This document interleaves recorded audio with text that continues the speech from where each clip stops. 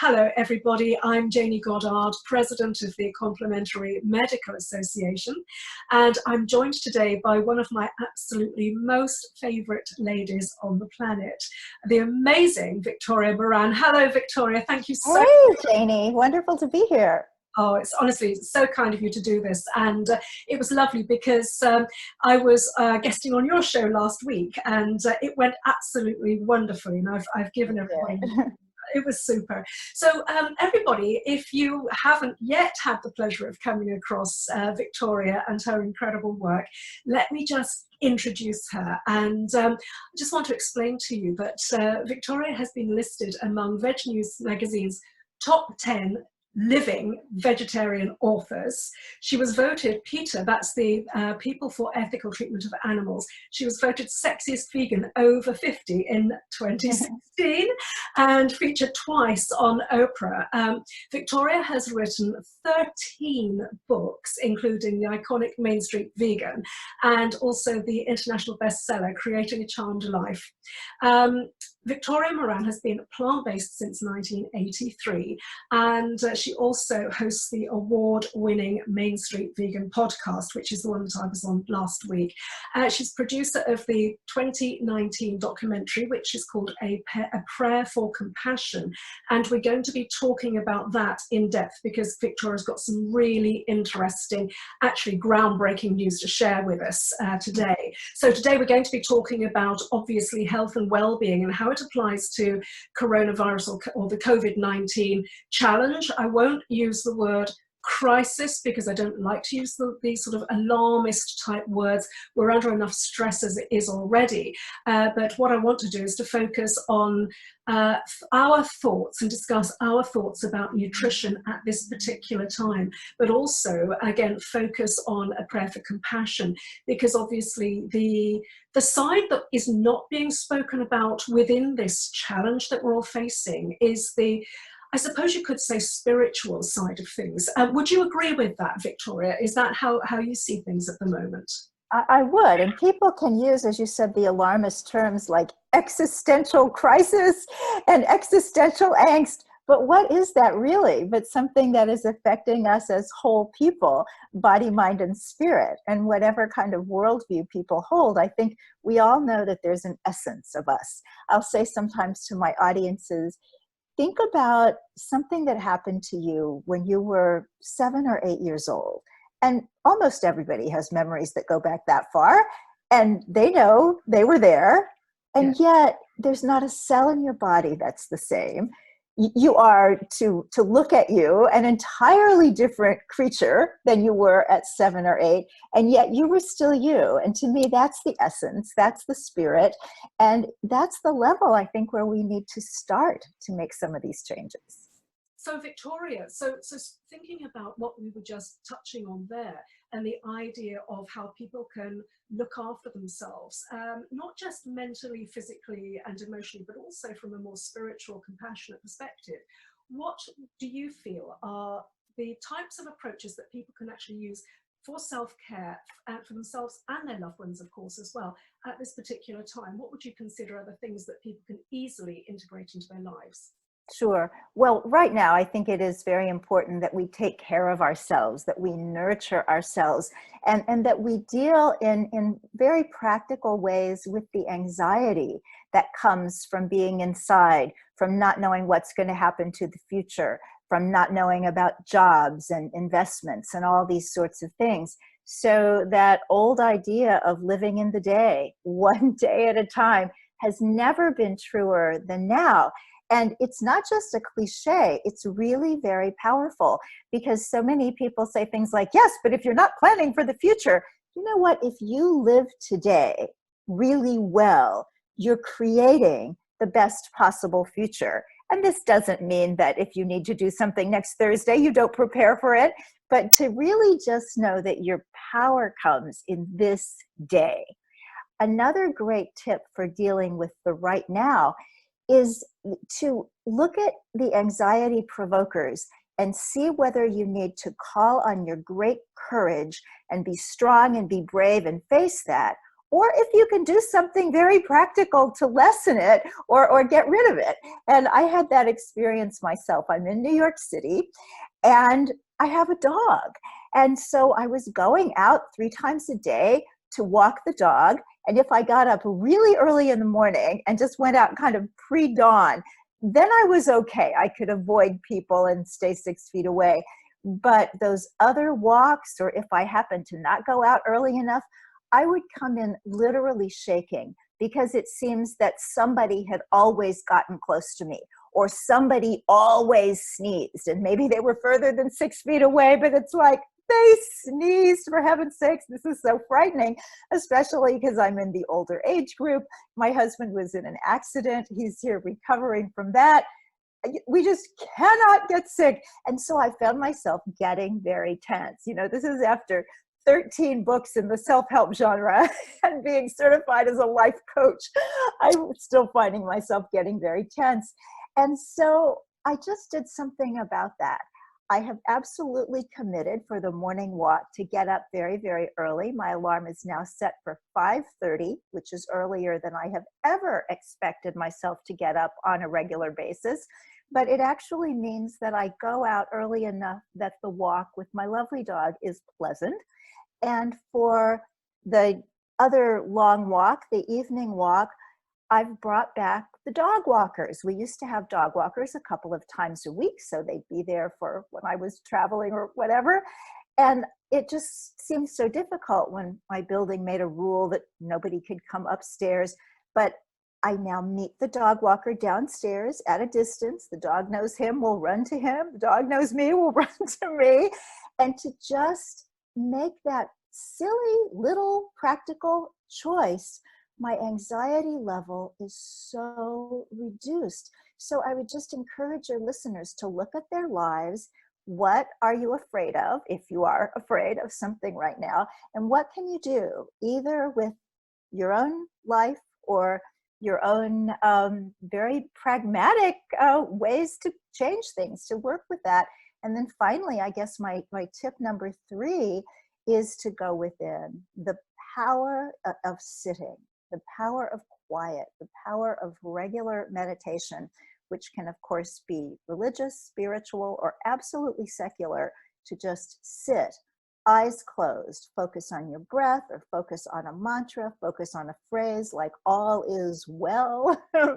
And that's a good one for right now, because the monkey mind will come back and say, no, it isn't. How about you watch the news?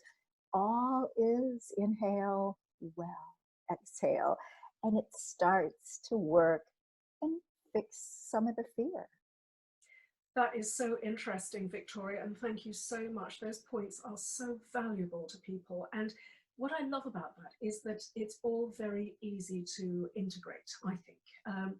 And it's very fascinating because that the point that you were making about looking at the elements that you can control at the moment. For example, the brilliant sort of pivot that you've done with the dog walking issue, which was causing a lot of anxiety. You've very, very cleverly changed that so that it's workable at this particular strange point in time. It chimes very, very well with an interview I did just a couple of days ago with a professor of philosophy, Professor William Stevens, and we were having a fascinating discussion about Stoicism, what it really is, and how people can bring elements of that into this current situation. And ultimately, I think that we came out with the idea that the power that we have at the moment, in this moment, is the power to choose our response to the stimulus. So if we think of the COVID-19 challenge as being a stimulus, some people would say it is a stressor. I'm not minimizing anybody's experience, of course, it is a stressor, but it's how we respond to that stressor and how we choose our responses. And what I love about the idea, the third point you made about just going inside, that actually has been shown in the research, hasn't it, to actually enable us to be more able to choose our thoughts and responses. Have you found that yourself? Oh, absolutely. I think it's like working out builds muscle and going within, sitting, being quiet, builds courage.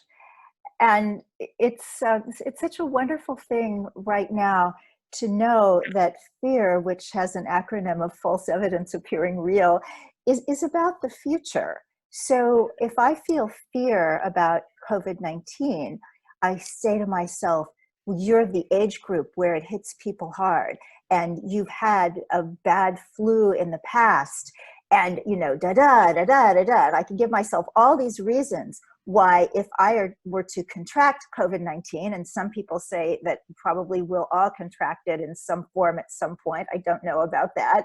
But I can feed myself information that in my particular case, it will be dire.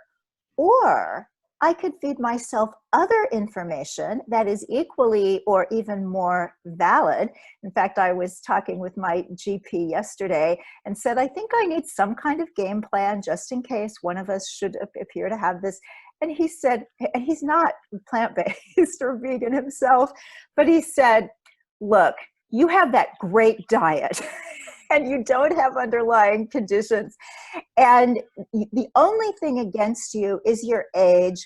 And I don't think it's going to be that much of a problem. Now, the truth is, neither one of us knows how my body at this point in time would react if I were to contract this disease. But unless and until I contract it, I'm going to have a far better life if I'm agreeing with the doctor and carry the idea of, oh yeah, it's fine. I'm going to be absolutely careful. But if I get it, I think it's going to be fine. And even if that's not accurate, some people don't like positive thinking because they say, well, but what if you get it and it's absolutely terrible? You know what? I would deal with that then. And here's a very interesting truth about courage. When you need it, when you really need it for something that is actually happening right now, you have it. It is utterly amazing what people do when they need to rush into a dangerous situation to save someone else, when they think they're facing immediate death. It's stunning how calm we become and how able we are to draw on resources to do the next indicated thing. It's out here away from the threat. Oh my gosh, what if? So if we can stay again in the day and just know that we've got within us whatever we need for any of the big stuff that we might have to face. That's beautiful and actually truly encouraging. Thank you so much for sharing that with us.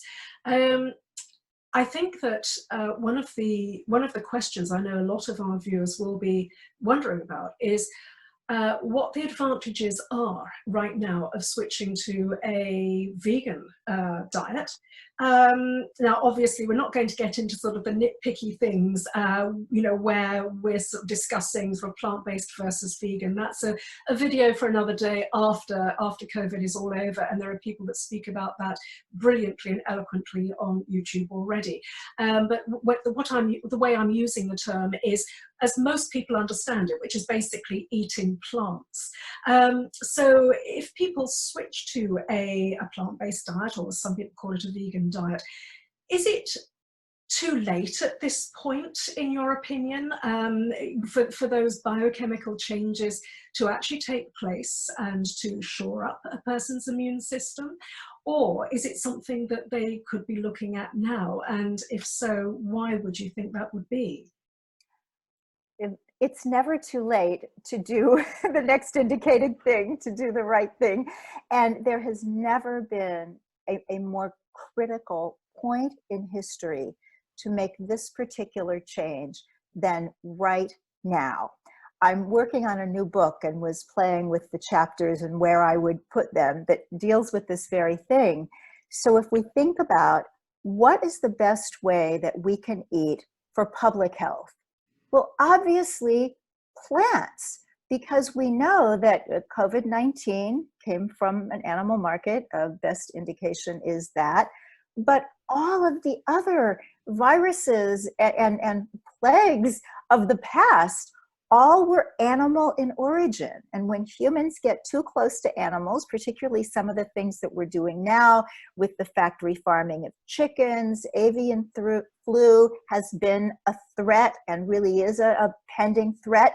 So we need to not be raising animals for food. We need not to be using animals for all kinds of medicinal, and as much as I have great respect for traditional Chinese medicine, some of those remedies, the bear bile, the pangolin extract that could be directly related to the COVID-19, that needs to end. Just like so many other ways in which we can honor our histories and honor those people who came before, the time does come when some of it needs to step aside so that we can progress into the next phase. Then, if we're going to be eating for general health so that we don't have those underlying conditions that seem to cause the COVID-19 in many, many cases to be more severe than it might be otherwise, we're looking at heart disease, kidney disease, type 2 diabetes. It's a whole food plant-based diet without animals and without a lot of processed food that protects us most against those. And then if we look at our environmental health, this is the way to eat to halt climate change. We know that animal agriculture puts out more greenhouse gases than all transportation combined. This comes from the Food and Agriculture Organization of the UN. It comes from the World Bank. You know, it didn't come from PETA. So it's the way to eat to save the planet. How about our moral health?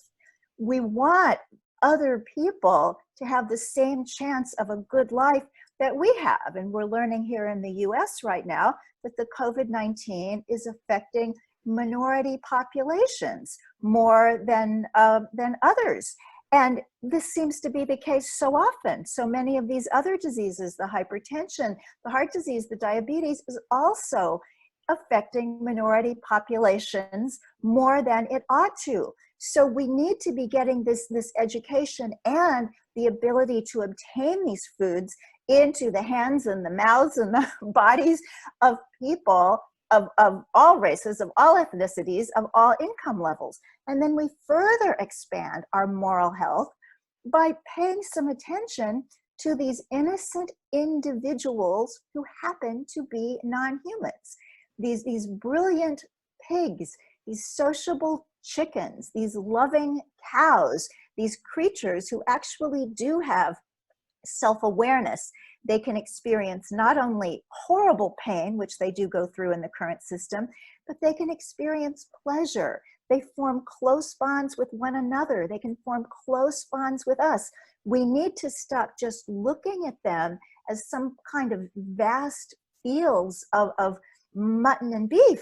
These are our fellow creatures, and it is time now in our physical and spiritual evolution that we come to honor that. So on every single level, this is the only way to eat. Now, wouldn't it be a terrible thing if it's like, well, you know, for public health, we should do plant-based, but maybe for general health, we should do keto, and maybe for moral health, we should do, I don't know, something else. All of it. The vegan, the 100% plant-based way of eating, plant exclusive, or a term that I love, botanical, because we know that that's all from the gardens and the orchards, and it's whole, and it's bright, and it's colorful, and it's full of life force energy. This way of eating is not going to solve every single problem in the world, but it can go so far toward making things better on so many levels that we would be absolutely insane to do anything else. I completely agree with you. And it's so very interesting that you were saying about how hard COVID is affecting minority groups. In fact, I did a great discussion the other day with Frank Sabatino, and we were talking about vitamin D, in fact, and we were talking about people with higher levels of melanin in their skin that can actually prevent D form, you know, the sun coming in and interacting with cholesterol and creating less vitamin D in the body. And D is absolutely implicated in protecting from viral infection, as does obesity. And we do know, of course, that obesity desperately affects minorities, particularly even more so in America than in the UK at the moment. So I think all of that is extremely important to think about. Now, the other thing, though, the other part of the picture is that a lot of people who don't really know very much about whole food, plant-based eating, or I love the way you put it, botanical eating, one of the first objections that's thrown out a lot is, oh, I can't do that. It's for middle class people who can afford to eat that way. And of course, well, you and I know that's absolutely not the case. But would you like to just speak to that, Victoria, and say how you deal with that objection? Sure. Well, I have done this in my own life at a variety of income levels. And it was interesting that you said I had been plant-based since 1983. I've actually been plant-based, if vegetarian counts as plant-based, since 1969. It was that I finally got rid of the eggs and dairy permanently in 1983. So I've been around this movement a very long time. And during some of those periods, I haven't had a lot of money. My first husband passed away and I was a single mom, and I was trying to make a living writing magazine articles for the alternative press. And yet there was always enough money for this kind of food. I just did it a little differently from the way that some people do. You know, some people are getting artisanal organic nut butter and all of these wonderful but expensive kinds of foods, goji berries imported from the Himalayas. And yet the close to home food can actually be available at a reasonable price. So I remember when my daughter was little and our budget was very low, we belonged to a food co-op, which meant that we got things like whole grains and beans and dried fruits and nuts in bulk. We met with other families. Once a month, we'd have a big split out where we get the bulk food and everybody would get their own. And there were farmers markets. And so, yeah, it was possible because I knew how to do it.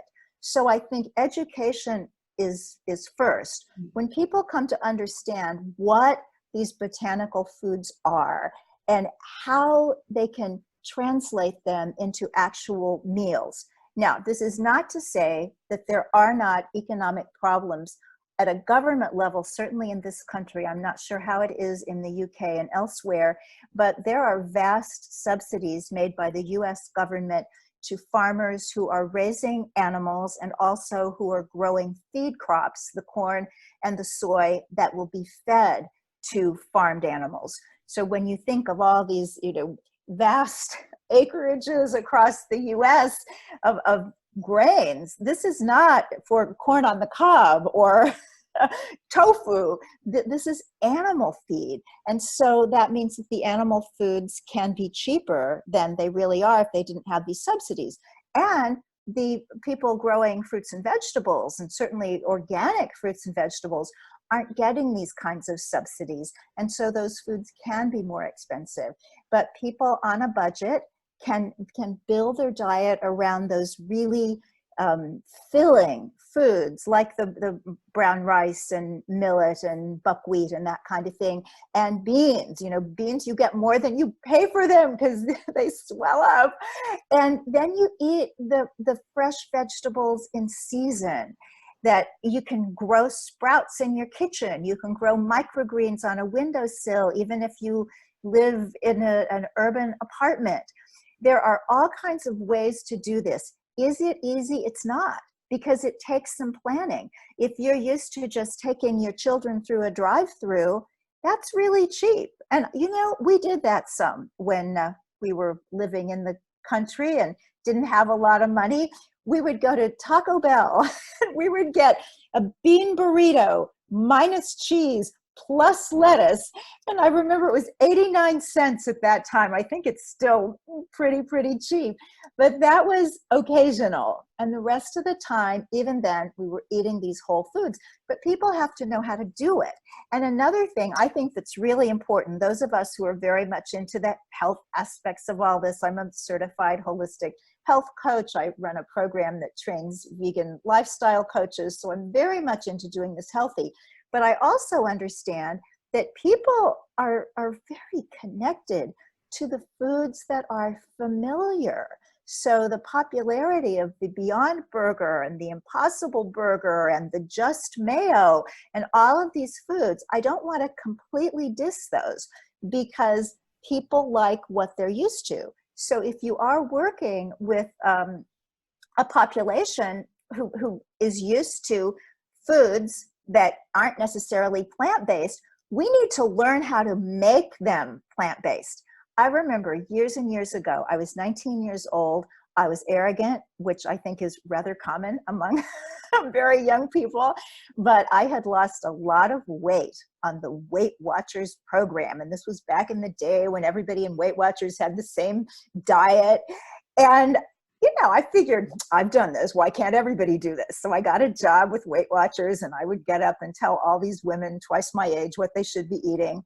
And I remember several times somebody would raise her hand, a woman of Hispanic origin, and she'd say, in the diet, where are tortillas? And I'd say, well, they're not on the food plan.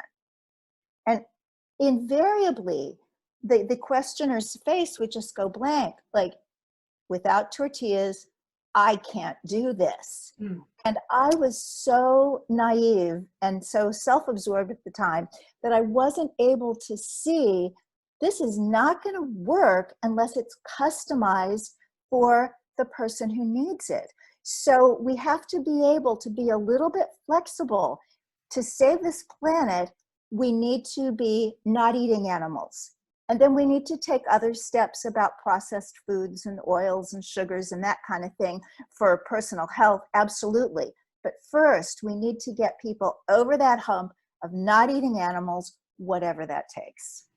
I completely agree with you. We're totally on the same page with all of that. And I think it's very interesting as well that when you think about the types of foods that come from some of the poorest nations in the world, are actually, they are whole food, vegan, plant-based recipes. And so, that is something to remember. I think when people say, oh, no, I can't afford it. But I like you, I do have sympathy with mums who are absolutely on sort of below the breadline, and they are having to feed several children. And it's so easy, and the fast food industry make it so easy for them to just pop down to McDonald's or Kentucky Fried Chicken or wherever, and get these things that we can't even really categorize as foods because they are so tampered with and so beyond synthetic.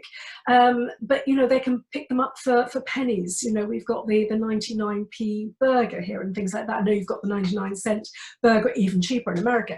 So, I have that sympathy, but I'm so with you that if we were able to find a way of educating people to be able to prepare these foods, then, it would transform society in so many ways.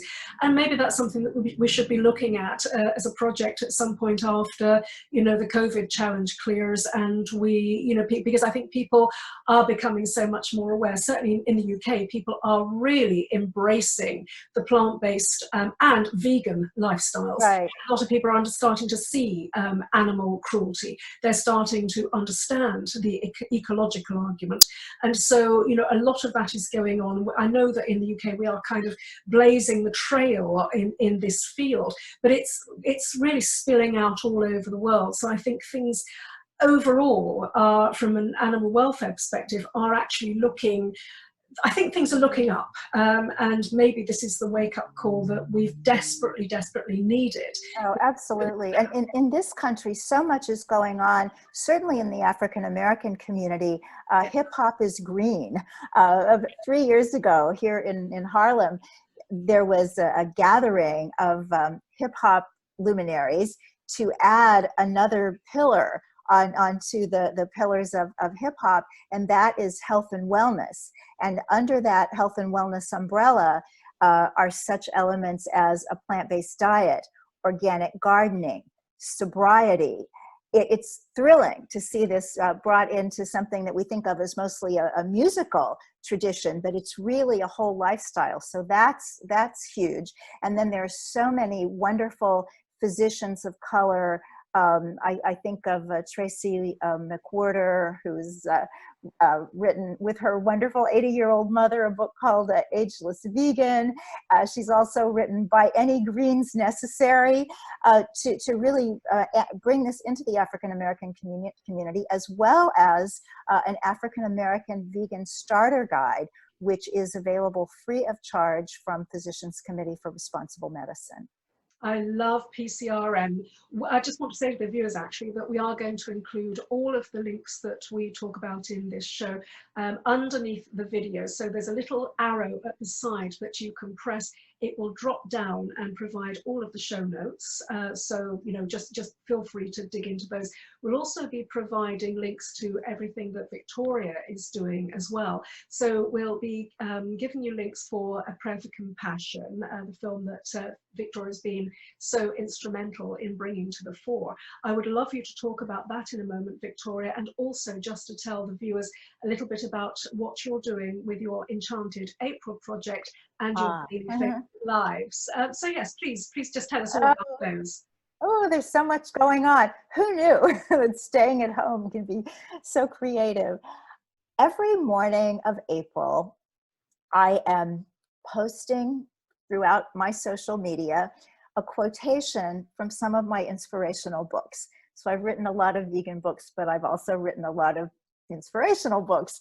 And it's really interesting how apropos some of these things that I wrote in some cases many years ago apply to the situation right now. In fact, today's Enchanted April quotation comes from a book I wrote 15 years ago called Younger by the Day. And it says, "Circumstances shift more reliably than the weather in Chicago.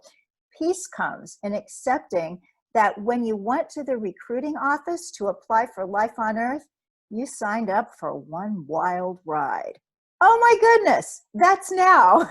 So I post the quotation, and then at 11:30 a.m. U.S. Eastern Time, and I wouldn't even begin to say what time it is where you are, Jayney. 4:30 p.m. Okay. I do a Facebook Live every day of April. And then if you miss those, or if you wanted to see some of the ones that came before, I put them on my YouTube channel, Victoria Moran NYC. And what we do in that little under 20-minute time together is riff on the quotation.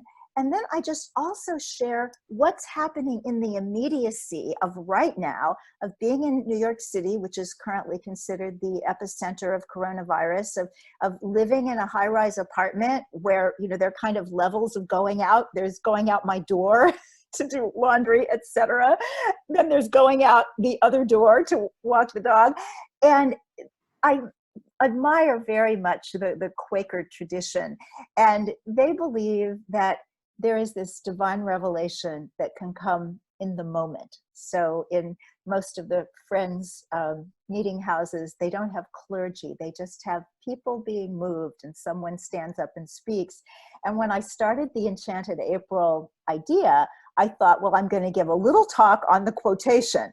But it's become so much more than that. Yeah, I talk about the quotation, but I also talk about what's happening in the immediacy. And then of course people post their comments and it becomes interactive.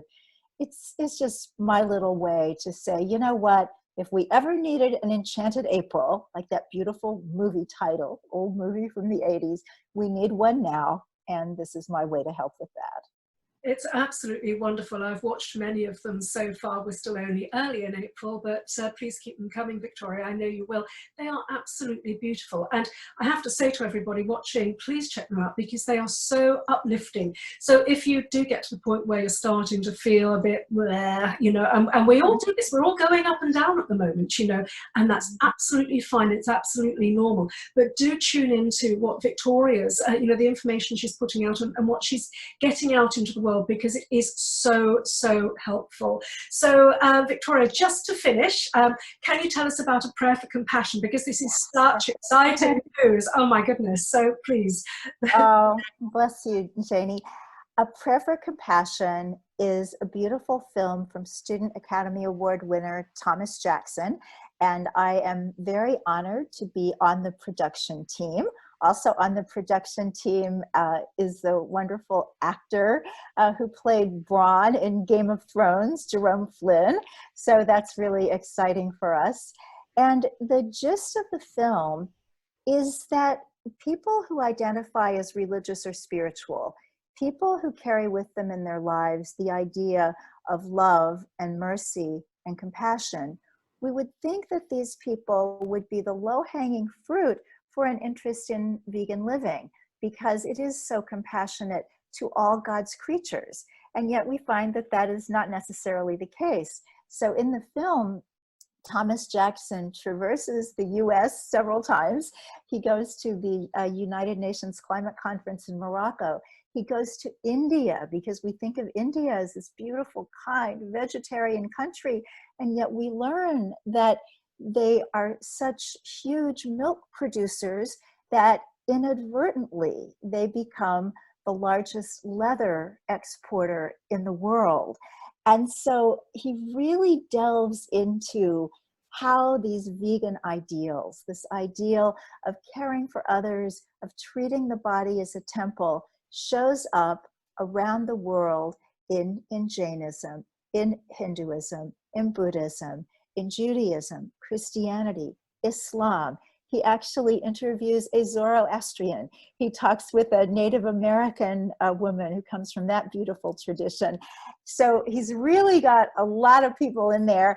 So we are very excited. After a year of theatrical and festival release, we are now really less than a week on Amazon Prime.